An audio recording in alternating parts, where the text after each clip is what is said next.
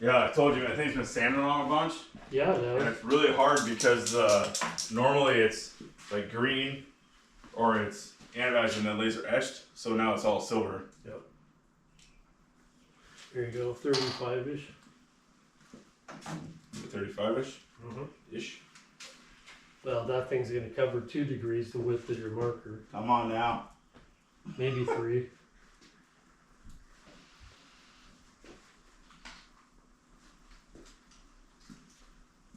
Okay, 35 on the money. Yeah, sounds close, but I want to know exactly where it's at.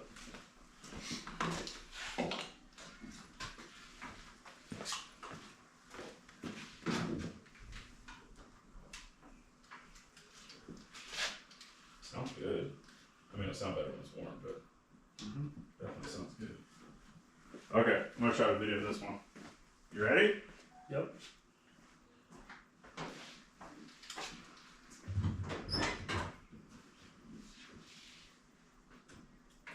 Okay. Here we go.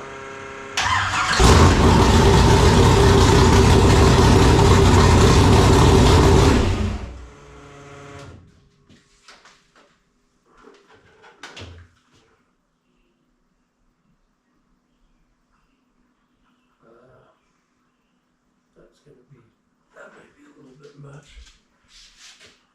Okay, try that. Ready?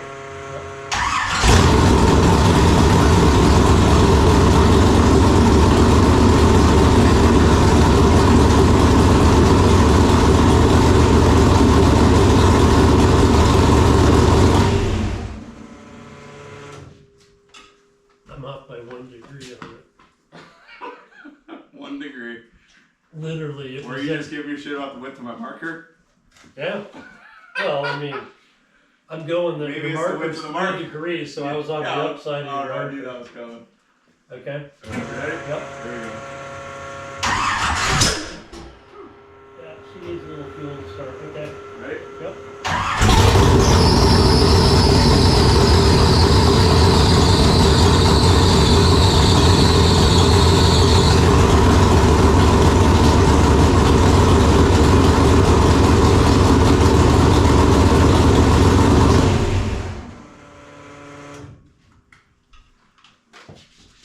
I'm gonna take it a little bit more.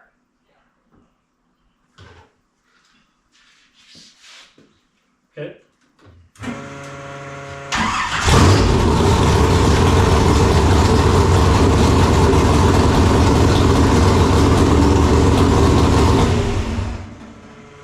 Oh my god, that's so loud.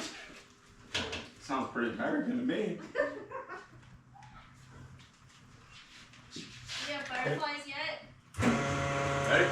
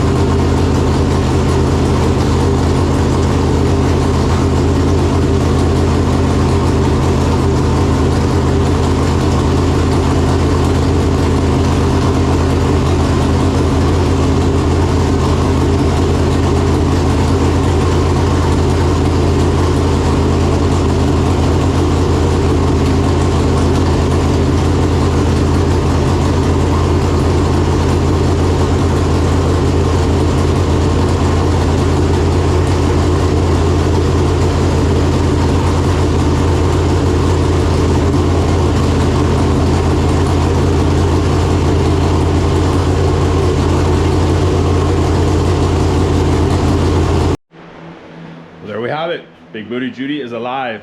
568 came to life. Came up to temperature good. We did not run it through the gears yet.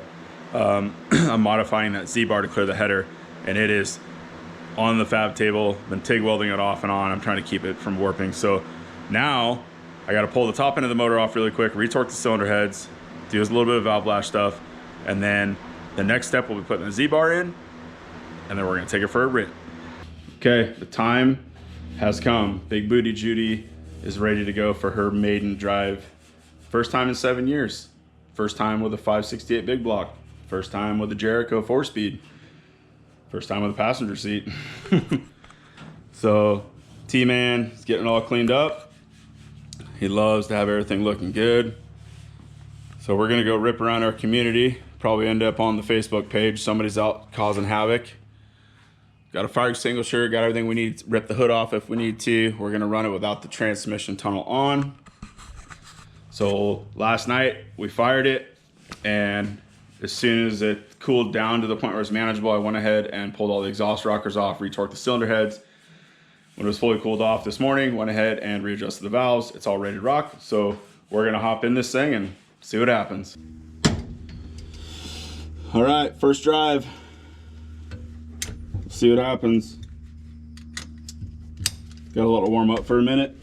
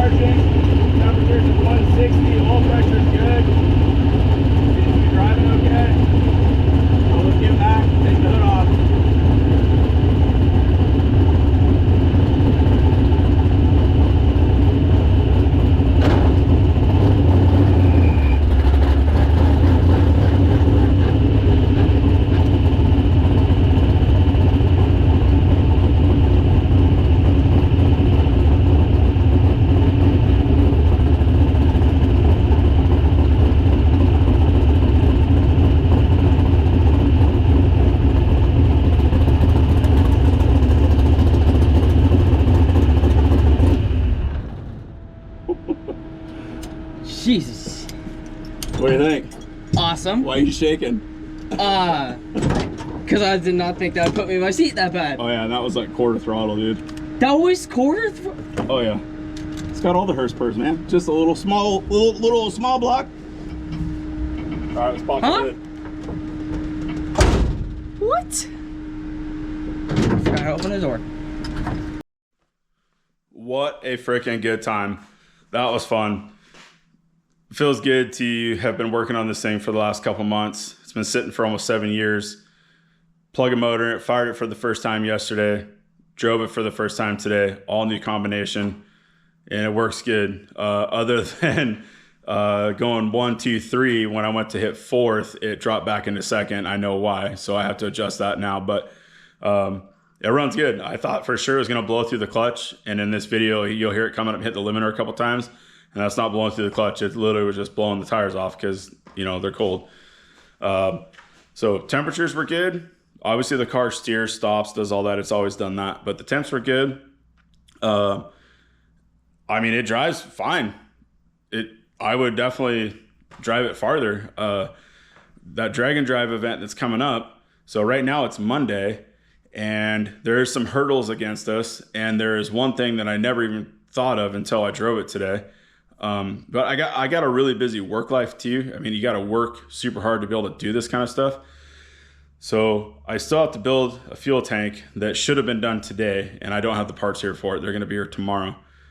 I would have to figure out something to do with the headers. I mean, the car's not 100% legal to begin with, and I would drive it open headers 170 miles. I don't care. I just don't want to attract more attraction than we need to. Although, I mean, it sounds pretty cool. But the other thing we ran into is this car is really low. Matter of fact, so I have a skid plate that I've built off the lower cross member for the arms connect to, and we bounced it like 3 times just driving around the road. It's like 2 inches off the ground. So I don't have a different set of springs. And my concern about that is I don't mind it like skipping off the ground every once in a while because the oil pan's about 1 inch higher than that. But the bell housing and everything else is not far from there, and you drive into a parking lot with a big speed bump, rolls. I mean, anything happens. If we hit the oil pan, I mean, it's game over.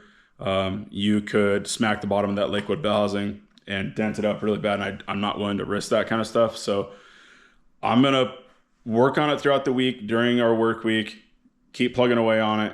I'll get what I can get done. But regardless, we're taking this car to the track this coming up Friday. So we're going to go out there for mainly clutch adjustments. I'll roll it out of the hole and then hit it, you know, second, third, fourth. We want to make sure the clutch locks up hard in third and fourth gears. So we're going to go out there and test that regardless. So that cleaned up pretty good.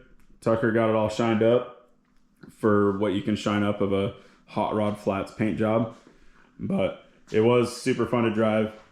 And, you know, when you wait all these years and to do something and you finally get to do it, it just if I could give anybody any advice, don't ever quit. Like, don't ever stop trying to pursue those. I mean, I bought this tranny I bought 7 years ago, and within like a week of having it, I'd already cut the floor, had it in, and then life happened, kids race, you know, just business, all these things. But it's always been in the back. It never went anywhere because I knew the time would come. So just don't give up on your stuff, even if it has to sit for 4 or 5 years. You know, keep buying your parts on the side. It'll happen. Trust me, it will happen. So anyway, I appreciate you guys watching us, you know, not be professionals and know enough to do it wrong. And that's literally all we're doing. We're just trying to have some fun, share our story of race car stuff, which is race season now. And we got a brand new motor for one of the juniors getting finished up at JR Race Cars. We got the Chevelle back together. Won't be long, we'll have the race Jeep back together. Then we'll have our Kenworth back together. And then we'll be able to film all kinds of racing. So appreciate it. Have a rad day.